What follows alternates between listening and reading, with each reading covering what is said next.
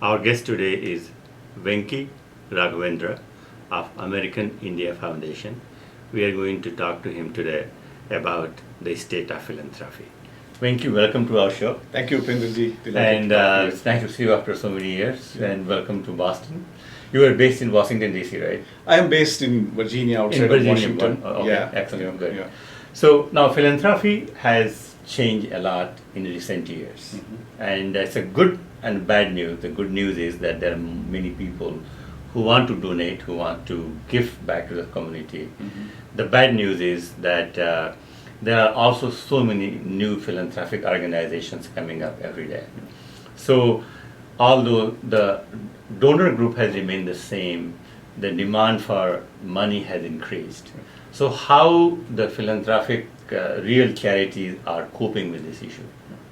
Well, it's a very interesting point you raise. I have been very privileged to be working in this space for almost 3 decades now, and I've seen the evolution of this space. Well, philanthropy is a very vast area, and if I'm talking about specifically diaspora philanthropy, the point you raise is very valid. That in some ways the philanthropic dollars have started to stagnate while the causes have increased. There are more and more causes vying for the same amount of dollars. But I also see a trend as to how some of the organizations are trying to grow the pie. And I do honestly feel that the resources are all out there.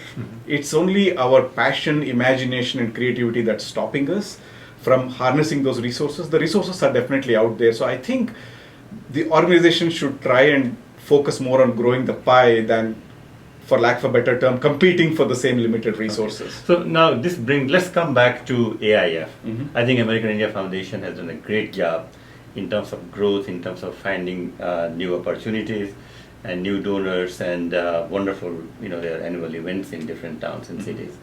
So if you can give us some sort of an insight about AIF and their fundraisings.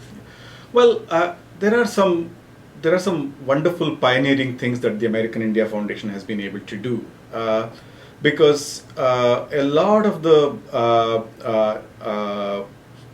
stakeholders in the AIF network, if you will, have come to the United States several, some have come anywhere from 30, 40, 20, 10 years ago. And they've been, I would say, really, the philanthropy bug has bitten them. Because the philanthropic culture in the United States is so different from what we are used to in India or what people have seen in India.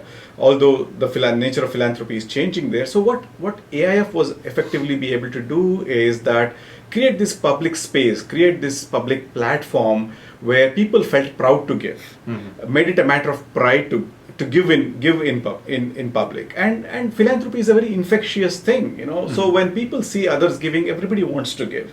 So that's what AIF has been able to do.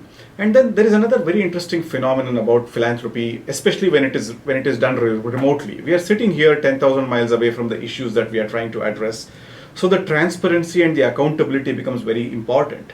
So what AIF, the other very critical thing that AIF was able to do is that show that things can be done in an accountable manner, that can be transparency in how the philanthropic dollars are spent, that all the money that is raised is going directly to the stakeholders on the ground.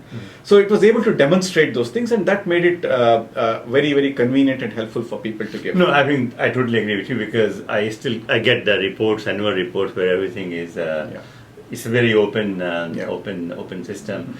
Can you give us some sort of a historical idea, say, like, for example, say 10 years ago when AIF started, how much its money raised and how it has grown in terms of volume? Do you have any number on that? Well, we do. We started about 15, 16 years ago in the aftermath of the Gujarat earthquake.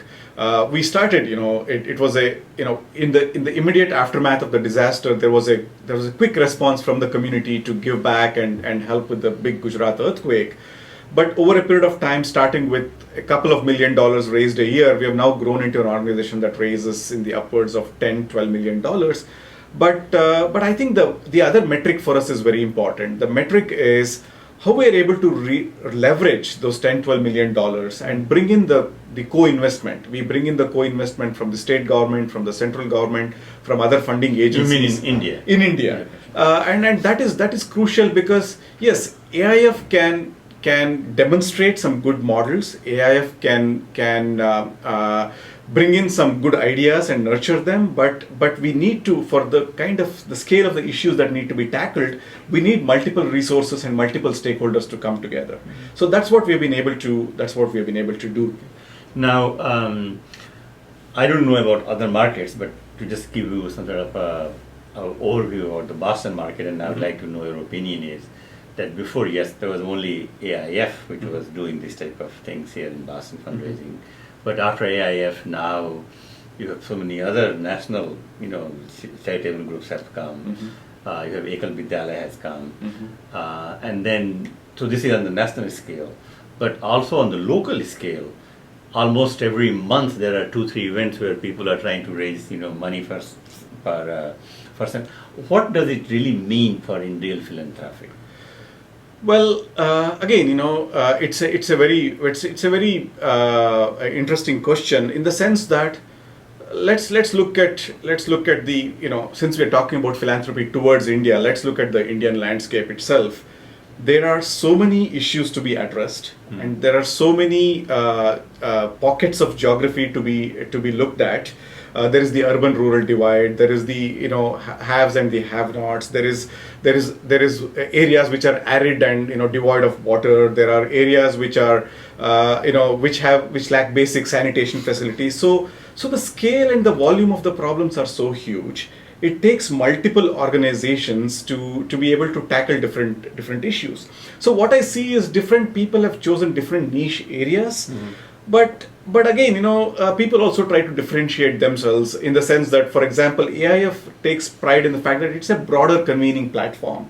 It gives option and scope for different people to really bring in their ideas and really able to tackle multiple issues in the overall community development arena. So yes, there is a need for a number of organizations. But there could be synergies, there could be a more cohesive approach, there could be more sharing of ideas and resources to a certain extent. So it's an interesting contradiction, but I think we can still all work together. What are the two myths about philanthropy? Well, definitely one myth I strongly feel and have seen is, one myth is that the amount of wealth is not necessarily directly proportionate to the amount of giving. Right? So it doesn't matter how much you have. What matters is how much you give. So what is the right proportion for example? It's very individual. It's very personal. But I'm sure that usually by various measures, giving up to 10-12% of one's earnings is a fair barometer, I would say. But again, as I said, people's level of wealth is not necessarily equal to the level of giving.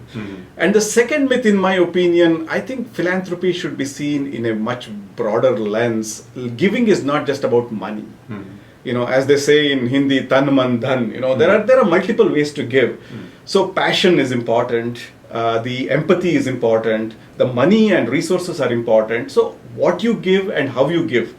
And that both it's a combination of different things. So philanthropy is broader than just, yes, money is a very critical aspect of it, but philanthropy is broader than just the money or the cash component. So someone like you who is involved with the AIF and also involved in India as well. So how is the philanthropy landscape changing in India? It's again very interesting. I think in many ways, we have been talking about social media. We have been talking about how the world has shrunk in many ways. I think we see different kinds of role models around the world. Again, today, one other very interesting phenomenon is that people are not waiting to grow old, to retire and to pass away before they start doing their philanthropy. People want to do it now. People want to feel the gratification. People want to engage right now. So that is a very interesting trend globally and in India also.